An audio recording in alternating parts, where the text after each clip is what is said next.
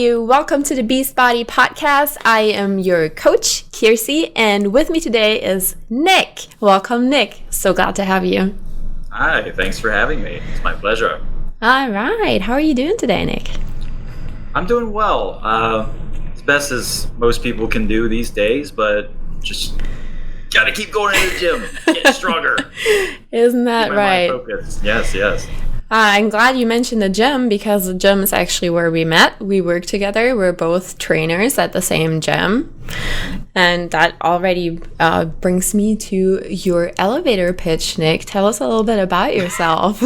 What are you? Who are you? Why are you here? Well, I am, like you said, a personal trainer at the same place we both work at, of course. And it was something that I got into about a couple years ago. And it's a very simple beginning. It wasn't anything too extravagant or some life-changing event occurred where it's like, oh my gosh, this is the thing I wanted to do. Maybe deep down, training people has been a part of my routine because I used to do it unofficially with friends or family or anybody I used to work out with. But all it was just a simple push in the right direction thanks to our wonderful fitness director. And it's just one of those conversations you have with somebody and you're like, hey, it's like personal training sounds interesting to me. It like kind of just comes to you and then that person's like, yeah, you should do it. Why not? Yeah, here are all the tools. This is what you got to do. And I'm like, oh, okay. Nice. So it wasn't like a lifelong dream or anything. It just kind of happened. No. Yeah. It was just kind of, I wasn't expecting it. Let's just say that. Mm-hmm. But it was a great surprise to be had. Gotcha. And to the why you're here, that's actually more a question for me. The answer is, this is the very first episode of the Beast Body Podcast, which is gonna hopefully be a very frequent thing in the future. I'm planning on doing once a month at least to do a Q&A with my Patreon that is launching today. Yay! So hopefully I will have Patreons that submit questions that I can answer, but since I don't have any Patreons yet, and thus no questions, we're just going to do a little interview with you and I can ask you all the questions. Sounds great.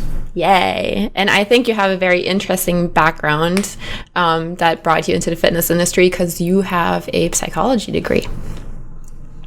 And I'm very interested in how that affects your training, yourself, and like all kinds of different things. But mostly like, what does it do for you personally? I guess I'll just start from the beginning. I got into psychology, well, I guess in 11th grade in high school. It was kind of one of those things as well. Well, I just wasn't thinking about it, and then all of a sudden in class it just like hit me like a freight train. And that came to be because I was always that person that's there to like listen and talk to people. So I was already adapting that great clientele or interviewing or rapport type of connection that you get with clients when it comes to personal training. And I guess with personal training, it the psychology helps with that, especially when I started to do more research into it, because I wanted to make it a career, psychology.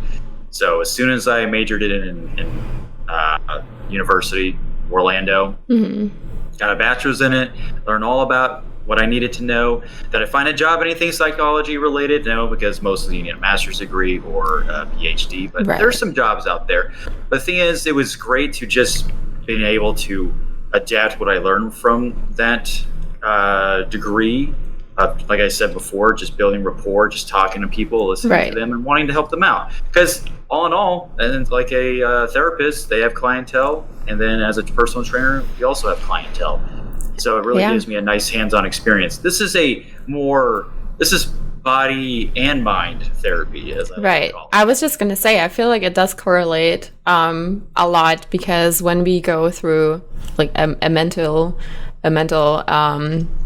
ditch, or like bump in the road, that's the one I was looking for, a mental bump in the road. Usually our body is affected as well. I'm personally feeling that right now because I'm extremely stressed because of the political climate and the pandemic and everything that's going on, and I can definitely feel it in my body. So I would think that having a trainer who is trained in psychology would probably pick up on that and could better incorporate mental stresses into the training. Do you agree with that? Yeah, I really do. And the biggest thing that I'm proud of, and I'm glad that I was just, I don't know, I guess I could say brought up this way, was just being a cheerful person, just always being uppity, high energy, excited to want to meet these people, help them out. Because if you, on the surface, you're like, yeah, I'm just training them, but deep down, you're changing these people's lives, and that makes the world a difference. It makes people feel really good about themselves. And you might get to hear the true story behind how these people feel deep down, or where they're coming from. I mean, we only get so much with the orientations or the questions, and we kind of just go from there. And eventually we do get deeper in a connection, and we just, we form a bond, a pact. And it's always should be exciting to meet your clients every time. Right. If not, well, there's a problem. Right. Obviously. And now that you mentioned that bond, in my experience, once you have that bond with a client, it makes the client stay longer with you. The client retention is a lot higher. Do you feel that the psychology psychology degree helps you with that? Yeah, it does. It's because me, the type of person, I kind of like thinking on the spot, and I go more with my instincts on how to handle a situation. But maybe that just comes from what I've learned throughout my entire life and from what I went to school for. So I think it's just a part of my own psychology at this point. Right. And without even knowing it, since I've dabbled with it for so long, it's just become second nature to me. People just want to be heard and just appreciated. They want people to help them out, and sometimes they need people like us to do that, kind of motivate them, because absolutely, it's not easy. It's not an easy lifestyle to adapt. Yeah. I feel like there's two types of trainers. There's one that is really passionate and that really wants their clients to succeed and get better and do better at what they do. And the other one is they're just kind of in it for the money and just kind of doing a job, Yeah, I've seen that at another gym I used to just only work out at. One of these male trainers there, he looked like he was that guy who was just there for the money. When people are exercising and everything, any clients he had, he was always on his phone. He never looked happy. He was a serious looking guy. He's a big guy, but let's just say he didn't have that job forever there. Right. That's what happens. Right. For His me, technique was terrible. That's another thing. It was terrible. I would assume so if he doesn't really care, Yeah.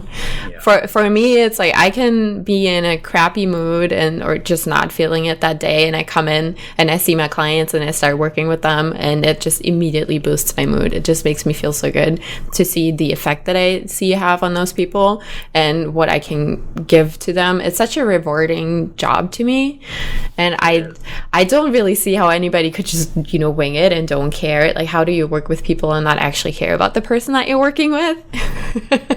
Yeah, it's really messed up, honestly. I'll just be blunt. Yeah, because you're supposed to be after the same goal. It's a team effort.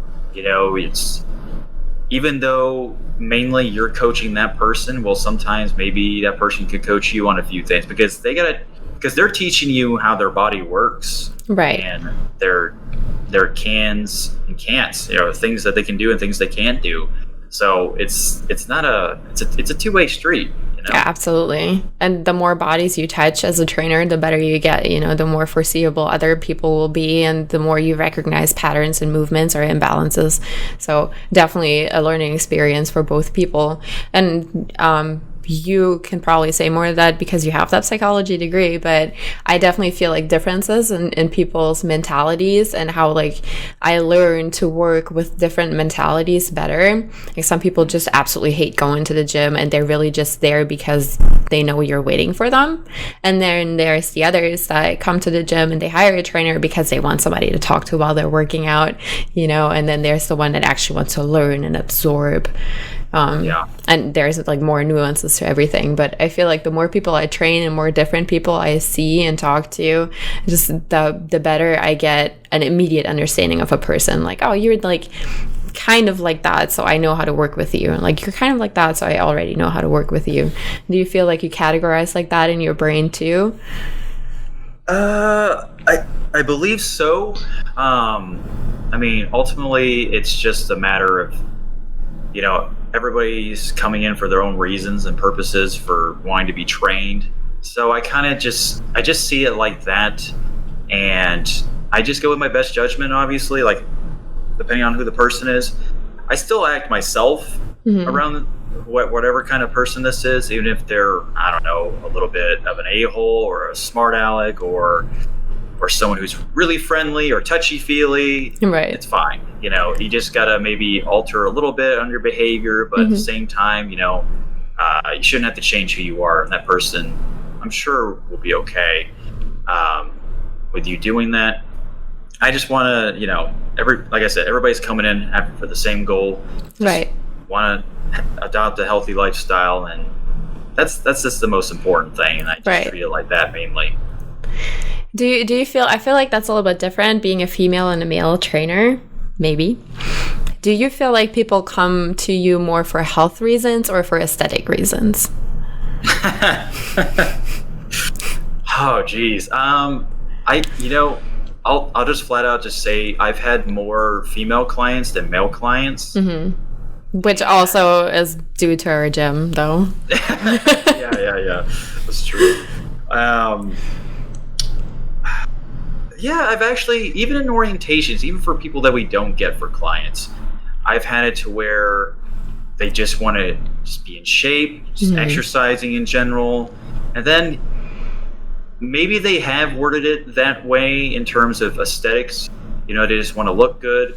Right. I actually have a client right now that wants to look good, wants a six-pack. And I'm like, yeah, that's great. And my mind already processes what we can do for that. Right. And so it's interesting.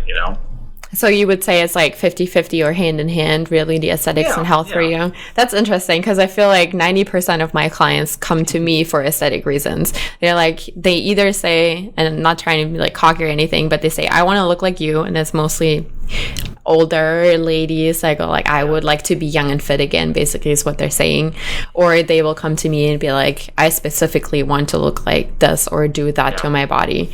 That's really the majority of clients that I get. And you mentioned orientations. I think we should explain quickly what that is. At the gym that we work at, we give an orientation, which is half an hour for free with a personal trainer to every new member that joins.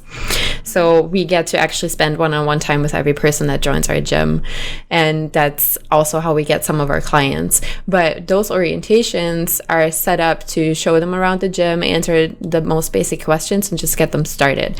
So that would be really the catch-all, kind of, where you get all the kinds of people, except for the ones that are like, no, I know what I'm doing, please don't interfere with me. So that's orientations. When Nick said that earlier,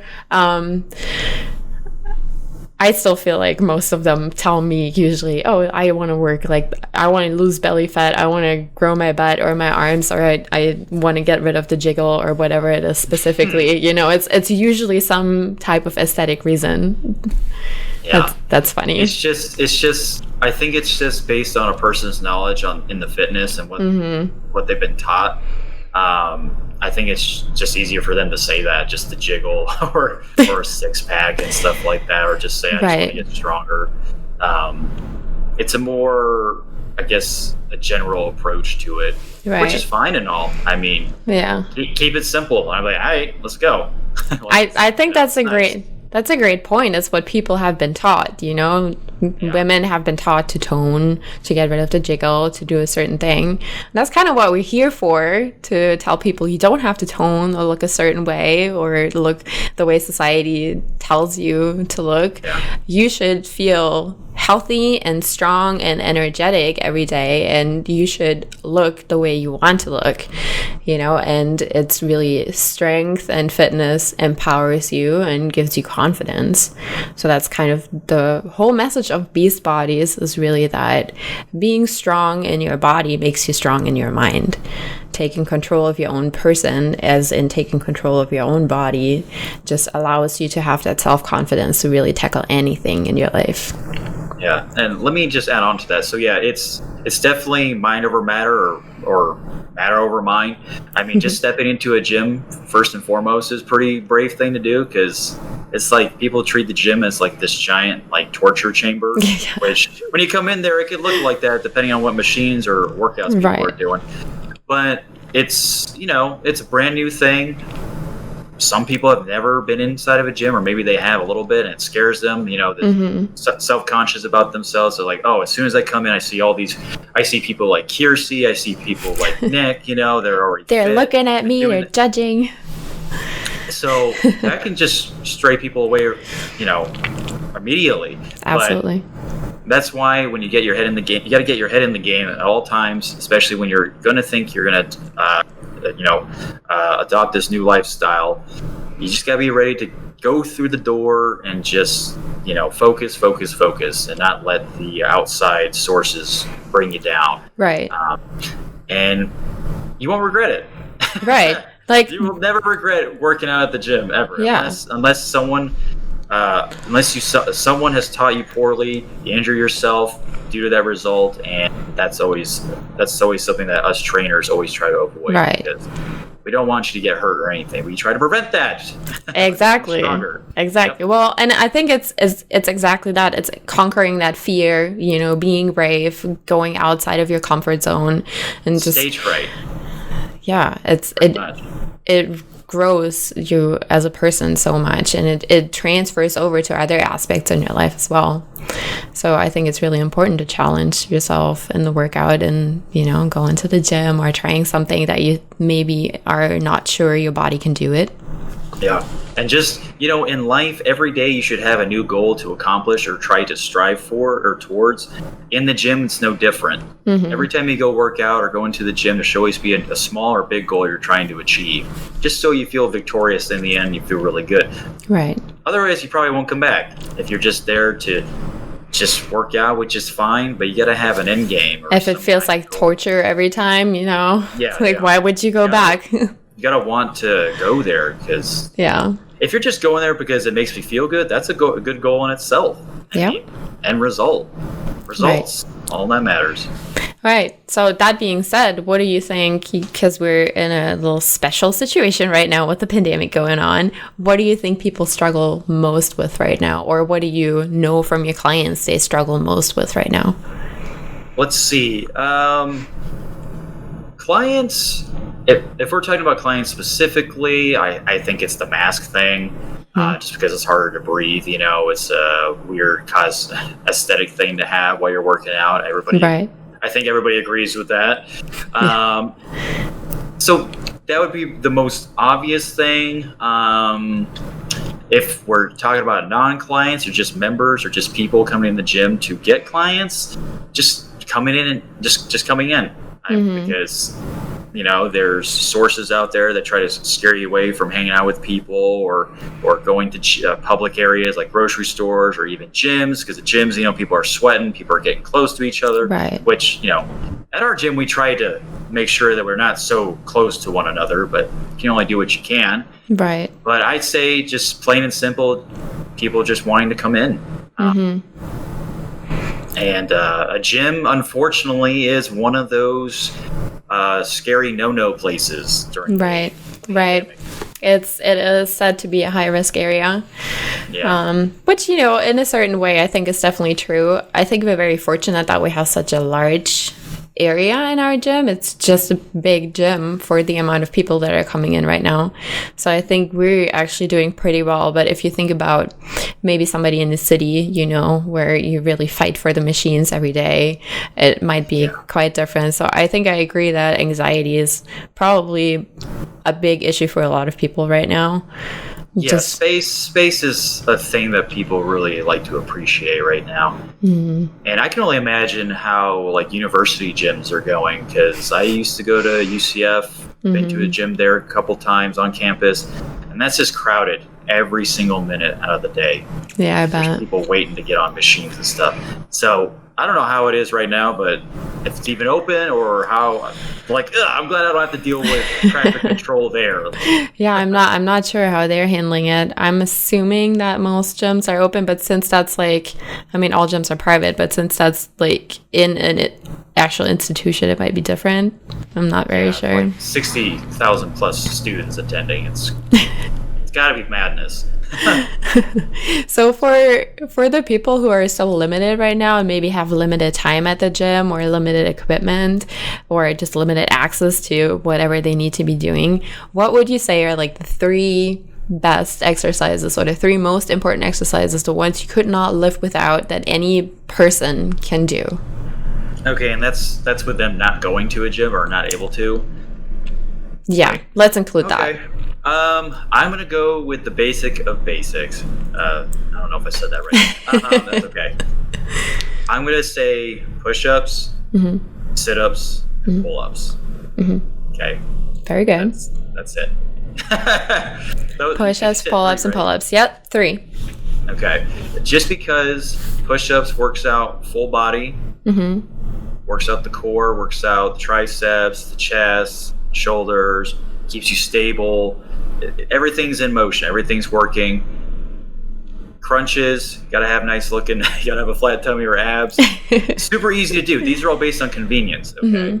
Now, let's just say if you can't do a normal push-up, you can do knee push-ups. You know, there's ways to alternate it. And sit-ups, there's ways to, do it on your own without too much assistance. Then pull-ups, on the other hand, might be a little bit of a stretch just because, well, you got to find a pull-up bar to do pull-ups and pull up right.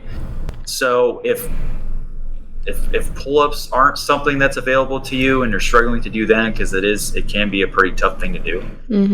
I don't know. I'd say doing air squats. Right.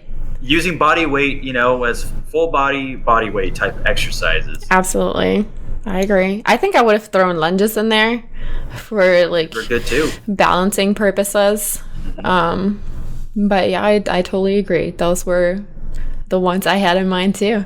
It's funny. Now, if you're in the gym or if you have the equipment and it's like I had 2 scenarios. One where you can't go to the gym, and it's like, what 3 things? And then one you can go to the gym and what are 3 things you can do for the rest of your life? It's gonna be in full body stuff. I'm just gonna say. What are your 3 for the gym? Because mine are set in stone and you can't move them. Yeah, pretty much. I'm gonna say. Are they everyone's? This is like the bro thing. It's like squats, deadlifts, and bench. Yep. Pretty much. Same. Yeah. I would say the same. I think I would almost say that bench and overhead press can be interchangeable in that situation. Maybe. Well, it's different, but it's still kind of the same. Yeah. Well, anything with a good pushing motion, right. That's why push-ups are good, or benching, you're still pushing up or pushing some kind of weight away. Yeah. Not just your body weight. This time you're just pushing a bar away with weight on it. Right. But yeah, those are pretty 3 core things. And believe it or not, the weightlifting life or bodybuilding, that's what they like to do the most too. Yeah, absolutely. Squat, bench, deadlift is the theme for everything, really. Yeah. Yeah. They're just amazing full body workouts. Well, yeah. Bench, not as much. It's more upper body. I get that. But that's why I would say the overhead press almost, because it's a pressing motion, but you still have to balance on your legs and you have to engage the core. Where in bench, it's pretty isolated in the bench, even though you have your leg drive and all that. But the overhead press is still like an actual full body movement. Yeah. So I agree. I think you need a pulling movement, a pushing movement, and I would say a balancing one. That's why I brought in the lunges. Yeah, definitely. This activates a good amount of your body. Yeah. Great. That is very true. So you're going to be doing those 3 for the rest of your life, and that's it? Yeah, as I slowly become an old man, it's like just keep up with good technique and everything, and if I can do the weight, if I can't do the weight as much as I could as a kid or younger, that's fine, as long as we're just getting the range of motion, the circulatory system working with your blood. Works for me. All right. So what do you think your number one advice would be for anyone who's just starting out to exercise, never really done anything before, maybe dabbled in something a little bit, but what's like the one big thing that they need to know? Come to me. Or come to Kiersey. Yes. Kiersey. Come to both of us. Start slow. Because you're starting from the bottom. If we're talking about a person who's a newbie, which I'm assuming we are, a novice, start slow and steady. There's no rush going into this, okay? Because this is something that requires your attention at all times, to be extra safe and careful when you're doing proper technique, and have a lot of questions, okay, for yourself, and know what the answers are to those, and just figure out what you're trying to do. That's the best start. It's knowing why you're going into this fitness routine or exercise routine, and what's it going to how is it going to benefit you? You know, you got to do the cost benefit analysis. Nice. Yeah, that would be my number one advice. Find out what you want to do, and then find out how you get there, and don't get frustrated on the road. Don't assume it's just going to happen overnight or going to happen, really fast. Yeah, those magazines that tell you you'll lose 20 pounds in like a week or something, that's full of crap. So don't fall for those schemes. Right. Take it from us. It doesn't happen that fast. No. But you can lose poundage in a week, just not 20 pounds. You gotta, whenever you're doing this fitness stuff, you always gotta have a realistic goal in mind. It's nice to shoot for the moon, but you also gotta be very grounded at the same time. You gotta know your limits. But at the same time, pass your limits. See, it's a tug of war thing. It really is. What makes it interesting. All right, there you go, guys. You heard it from Nick himself. Thank you so much for joining us today, and we will see you again next month. Get your beast mode on and get strong. Yeah.